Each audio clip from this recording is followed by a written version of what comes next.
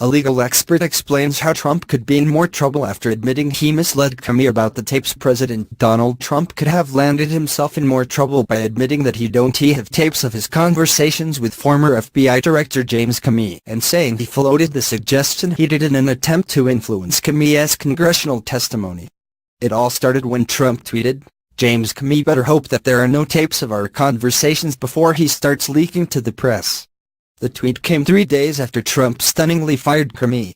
The president and his former FBI director had been at odds amid an investigation into whether anyone associated with Trump's campaign colluded with Russian officials to meddle in the 2016 election. Trump admitted this week that he didn't record his conversations with Comey.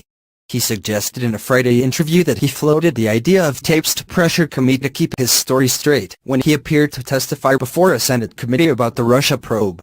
When he found out that that there may be tapes out there, whether it's governmental tapes or anything else, and who knows, I think his story may have changed, Trump told Fox and Friends. James Robenold, a partner at Thompson Hine law firm who wrote a book about the Watergate scandal, said Trump may have complicated things for himself with this statement. The president is now facing an investigation into whether he obstructed justice with his firing of Comey.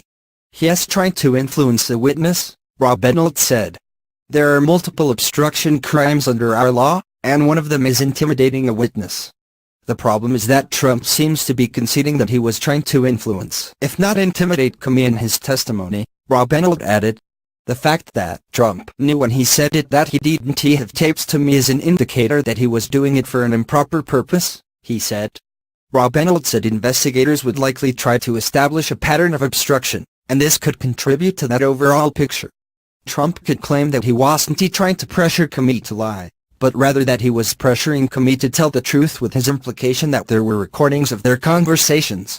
And here, there are multiple events that led to the obstruction of justice investigation: Trump firing Comey, and what Comey has characterized as a request to lay off of his investigation into former National Security Advisor Michael Flynn. The possible intimidation could be viewed as another factor.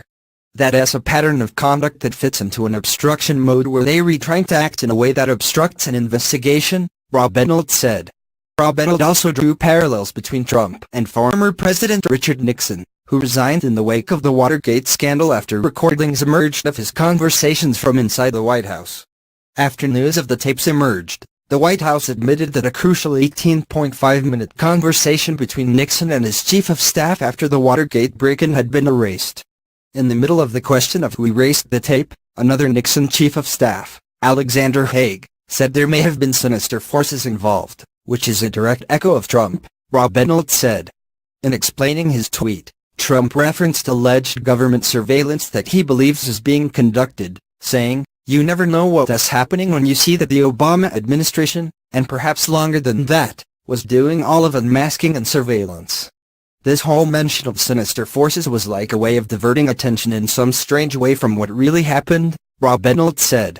With Trump saying maybe somebody else did taping, it makes me wonder, are there tapes? Did tapes exist at one point that have now been destroyed? Are there tapes out there that he is aware of but that he didn't do himself?